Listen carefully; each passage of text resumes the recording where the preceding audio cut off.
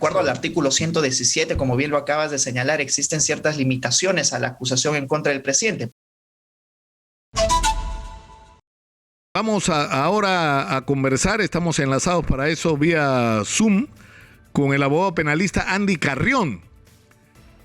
Andy, muy buenos días.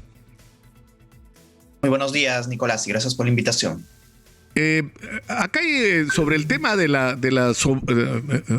digamos, es la sobrina del presidente, la señora Jennifer, o la señorita Jennifer Paredes, no asistió a la comisión de fiscalización y por el otro lado ha pedido reprogramación. Y esto es importante porque, o sea, se supone que ni ella ni la primera dama son estrictamente funcionarias públicas, ¿no? Ellas pueden ser citadas por el Congreso como ciudadanas, pero no tienen no pueden ser tratados con el mismo estatus que un funcionario, ¿no? Tal como lo refieres, Nicolás, ni la primera dama ni su hermana Jennifer Paredes ostentan algún tipo de cargo público dentro de la administración estatal. Ello también llevó a proponer que uno de los delitos que habría cometido la hermana de la primera dama sería el de usurpación de funciones, porque en rigor, si uno observa los hechos que hasta ahora han salido a la luz a raíz del video presentado en un informe por un dominical, podríamos llegar a la conclusión de que estaba ofreciendo obras como si en realidad estaría ostentando el cargo de funcionaria pública. Lo mismo para la primera dama. Pero también debemos de recordar, Nicolás, y eso en base a las experiencias pasadas, que en alguna oportunidad también se imputó el hecho de ostentar un cargo de funcionario público, pero de hecho a la ex primera dama Nadine Heredia, y es precisamente el marco de la imputación que ahora mismo se encuentra enfrentando al haber asumido, de hecho, una función pública que no le correspondía. Ahora, el hecho de no declarar, es decir, porque el argumento es hay una investigación en la Fiscalía donde, por ejemplo, la primera dama ha prestado declaración y la citan a una comisión en el Congreso a que responda más o menos las mismas interrogantes que le hacen en el Ministerio Público. Entonces, la interrogante es, ¿cuál es el sentido de una investigación en el Congreso de la República sobre un tema que ya está siendo ventilado? O sea, una investigación en el Congreso de la República, que ya está siendo ventilado en el Ministerio Público. O sea que, ¿no? O sea, ¿cuál es la necesidad, digamos, más allá de las obvias, ¿no? De la política. Exitosa. ¿No? Tal como lo refieres, Nicolás, la investigación que se lleva adelante en el marco de del Ministerio Público tiene una finalidad distinta y es la de hallar dentro de la investigación si es que se habría incurrido en algún tipo de delito o no. En este caso, tráfico de influencias, el delito que se le viene imputando a la hermana de la primera dama. Pero en el Congreso de la República las finalidades son distintas, ¿no? El esclarecimiento, obvio, como lo acabas de mencionar, político, de qué pasa o qué sucede con las actuaciones del vínculo familiar cercano que tiene el presidente de la República. Es por ello que la primera dama vio por conveniente guardar silencio, señalando de que ya las investigaciones estaban siendo llevadas a cabo en el Ministerio Público y que sí, en el Ministerio Público cumplió con responder alrededor de 30 preguntas que le formuló el fiscal competente en su oportunidad. ¿Pueden haber algún grado de incompatibilidad? Desde mi punto de vista no, porque cada uno tiene una finalidad distinta, pero podría servir al Congreso de la República para en su oportunidad, si lo ven por conveniente, consignar o armar una nueva comisión investigadora que pueda ya hacerse cargo de todos estos hechos, pero con una finalidad política que podría llevar a relucir o a transparentar cuáles son los hechos que se están cometiendo alrededor del presidente y eventualmente incluso acusarlo por incapacidad moral. O sea, el objetivo es el presidente, pero por eso es una cosa que sinceramente no me queda claro y no tengo registro, y tal vez me equivoque, Andy, de alguna comisión investigadora de esta naturaleza del Congreso que haya sido fructífera o que no haya terminado en transferirle a la Fiscalía la información que en algunos casos la Fiscalía ya tenía o que concluya, según algunos, de una manera arbitraria, inhabilitaciones, ¿no? No me estoy refiriendo a lo de Alberto Fujimori, ¿no es cierto? Y las características de su renuncia. sino, por ejemplo, esto que está reclamando Martín Vizcarra en foros internacionales y que podría, por la experiencia del hoy electo presidente de Colombia, ganar, ¿no? Que no han respetado el proceso, que ha habido de duplicidad de instancias, etcétera, ¿no? Es decir, que el Congreso lo está inhabilitando por haber cometido delitos que aún no se ha probado en el sistema judicial que habría cometido. Entonces, insisto, ¿no, Andy? ¿Cuál es el sentido de estas investigaciones, por lo menos así como están planteadas? Bueno, el sentido, Nicolás, es el más obvio que podamos pensar, es el sentido eminentemente político, pero también dentro de una investigación que se lleva adelante en el Congreso de la República deben de resguardarse ciertos derechos. Esta duplicación de investigación, como lo mencioné, tiene finalidades distintas. Dentro de la Fiscalía también debemos de tomar en cuenta de que existe mayor posibilidad de averiguar e indagar los hechos con el potencial que tiene la Fiscalía de medidas coercitivas, por ejemplo, solicitudes de levantamiento del secreto bancario, comunicaciones, la solicitud de información, si es que no van a declarar una medida compulsiva para ello. Es decir, el aparato fiscal para llegar a la verdad es mucho más fructífero que el de la comisión eventual que se vaya a formar dentro del Congreso de la República, porque también debemos de atender a quienes conforman estas comisiones investigadoras y cómo en ocasiones adelantan opiniones, prejuzgan dentro de la propia investigación de acuerdo a la tienda política a la que pertenecen. Y es sabido de que en el Congreso de la República hay una mayoría opositora, con lo cual no se puede esperar tampoco de que en el Congreso de la República se vaya a llevar adelante una investigación objetiva. Y es natural que sea así por la pertenencia a los partidos políticos que están ahora mismo en curso dentro del Congreso de la República. Ahora, el presidente Castillo, a través de su abogado Benji Espinosa, insiste y han presentado un recurso de nulidad para a la investigación fiscal por tráfico de influencias en relación a los ascensos militares, ¿no? En realidad es la misma discusión, ¿no? Que con la otra investigación, exactamente la misma discusión. Es decir, ¿es verdad que la Constitución prohíbe que el presidente sea investigado?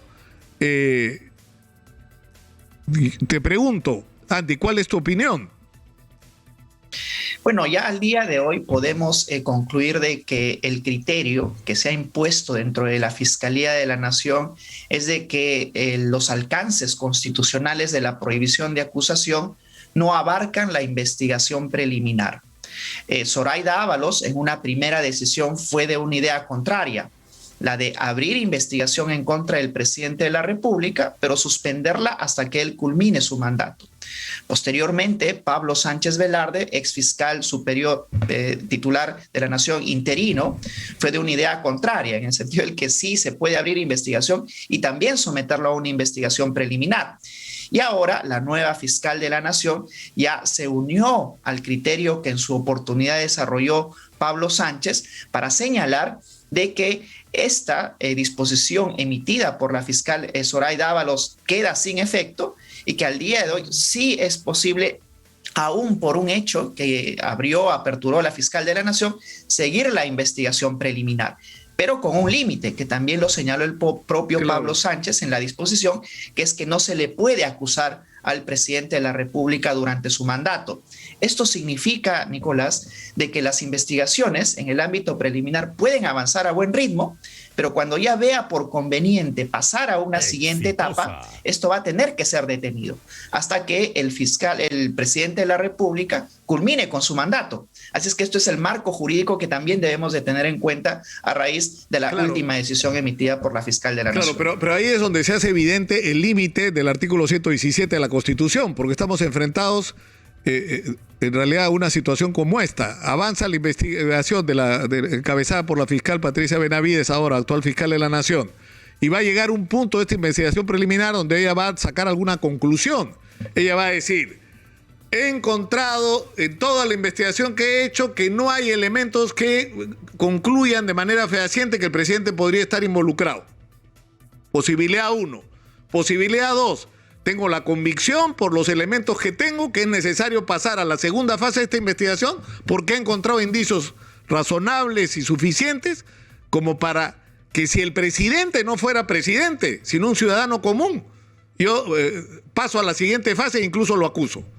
O sea, esa información Con esa información el Congreso no puede hacer nada, se supone. Bueno, ¿qué puede hacer? ¿Pedir la incapacidad moral y otra vez abrir el debate? El problema va a ser la calle en ese momento. O sea, si tú le dices a los ciudadanos, una persona con la solvencia de Patricia Benavides, mi conclusión es que si el presidente Castillo no fuera presidente, habría que procesarlo y acusarlo. O sea, ¿qué nos hacemos los ciudadanos con esa información? O sea, ¿vivimos tranquilos hasta el 2026? Imposible, pues. Imposible. Pero digamos, esa es la situación en la que estamos. Andy.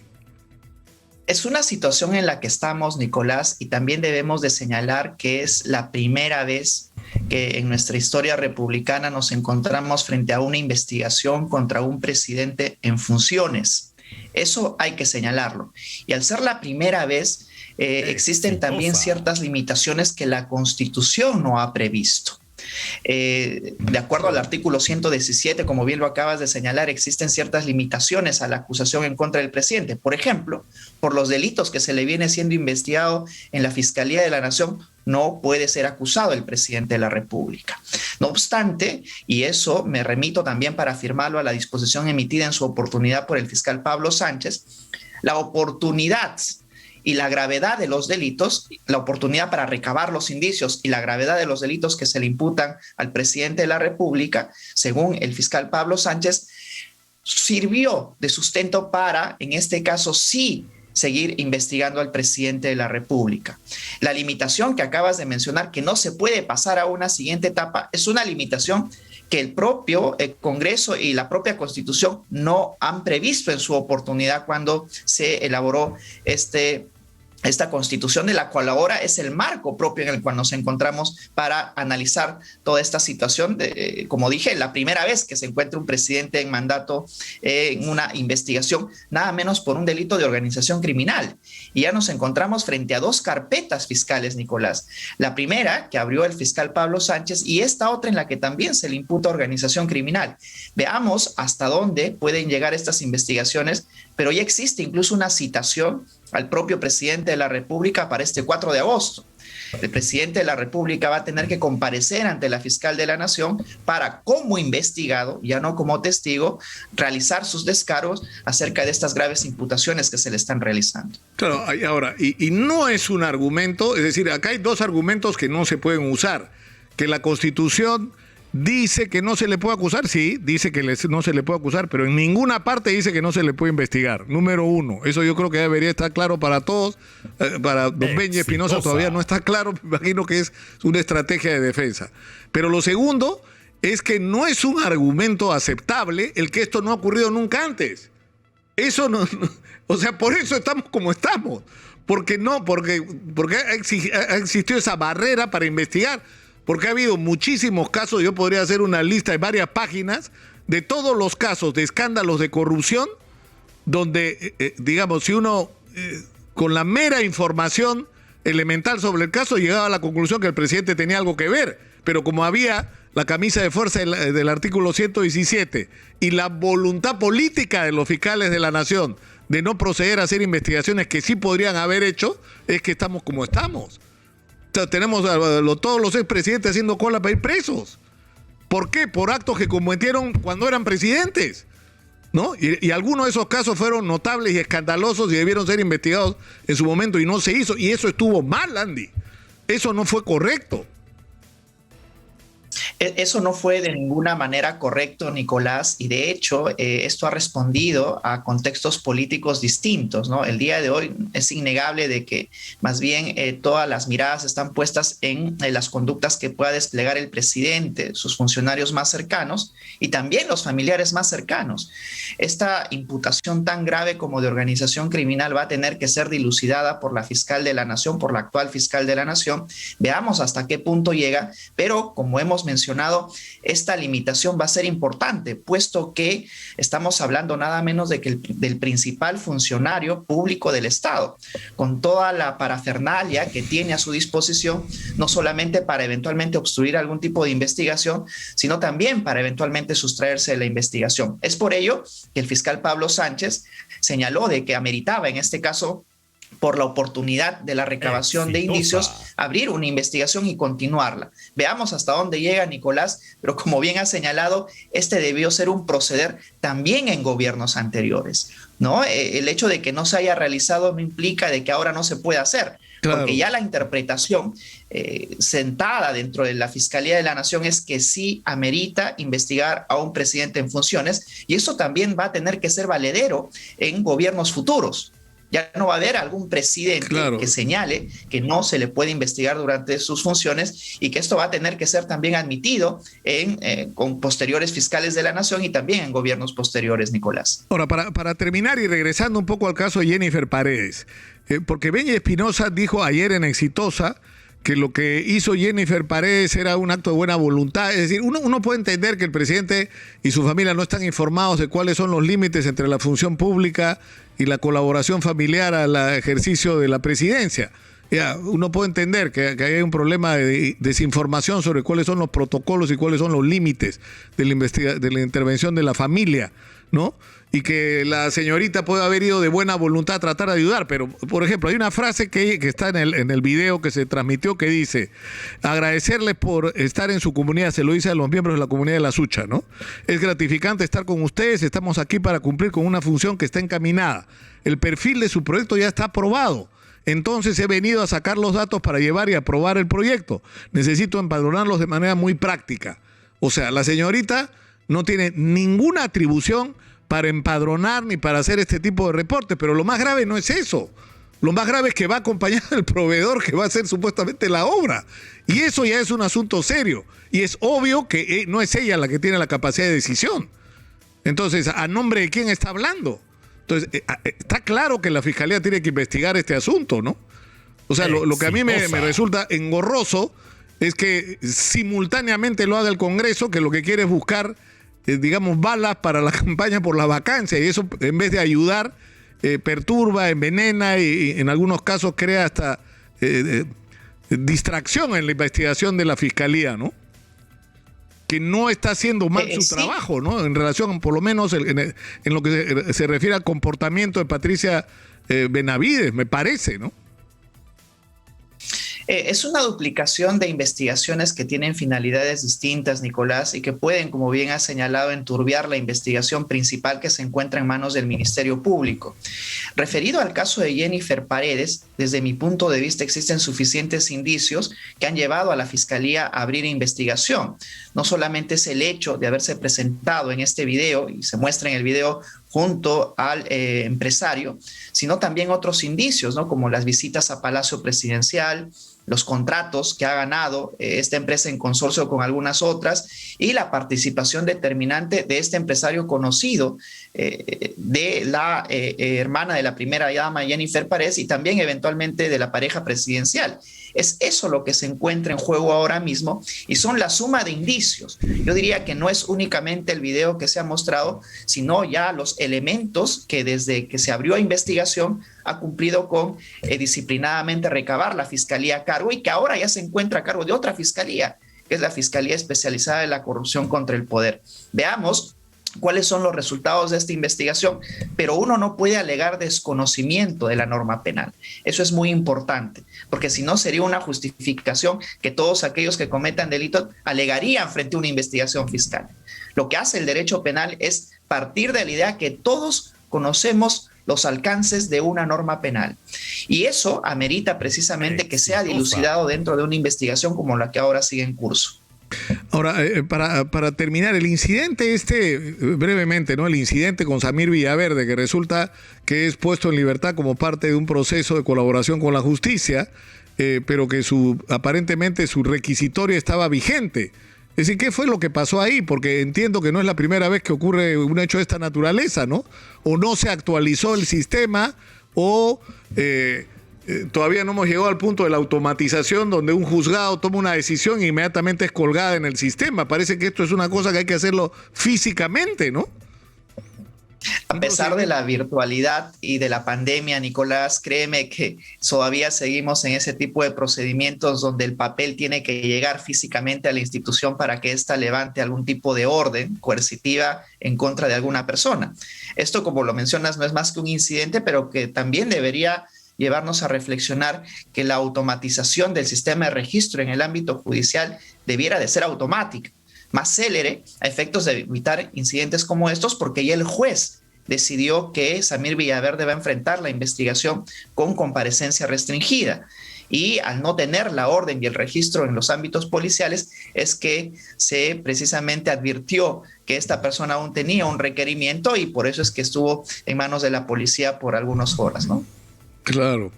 Claro, ahora el problema es que ahí ha saltado la información de que había un vehículo del Ministerio del Interior que lo estaba siguiendo, entonces ahí se plantea otro problema. Es cierto, el señor está colaborando con la justicia, pero ¿y si decide ya no colaborar y desaparecer como han hecho los otros implicados en este caso? O si ocurre cualquier cosa con su seguridad personal, es decir, ahí hay un tema. O sea, por un lado, si es un testigo bajo la forma que fuera, porque además está prohibido por ley, y si yo supiera que es un colaborador eficaz admitido no podría decirlo, ¿no? Pero digamos, hay un contexto donde su voluntad es entregar información al Ministerio Público. Ese hombre necesita, por un lado, protección, pero por el otro lado, la Fiscalía tiene que tomar las prevenciones para que no ocurra lo que lamentablemente ha ocurrido en estos casos, que la gente desaparezca, ¿no? Que se mande mudar.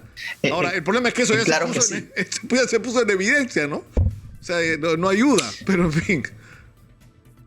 Claro que sí. Y debemos de recordar aquí, Nicolás, de que el más interesado en que llegue a buen puerto el procedimiento de colaboración eficaz es el propio Samir Villaverde, porque se enfrenta a penas no menores de 25 años por los delitos que se le viene imputando, tanto delitos de corrupción, lavado de activos, entre otros, que han motivado, y eso es, digamos, la ventaja de un procedimiento de colaboración eficaz, han motivado a Samir Villaverde a brindar datos determinantes que han servido a su vez para abrir investigación en contra de otra persona y acercarse al círculo cercano del presidente de la República.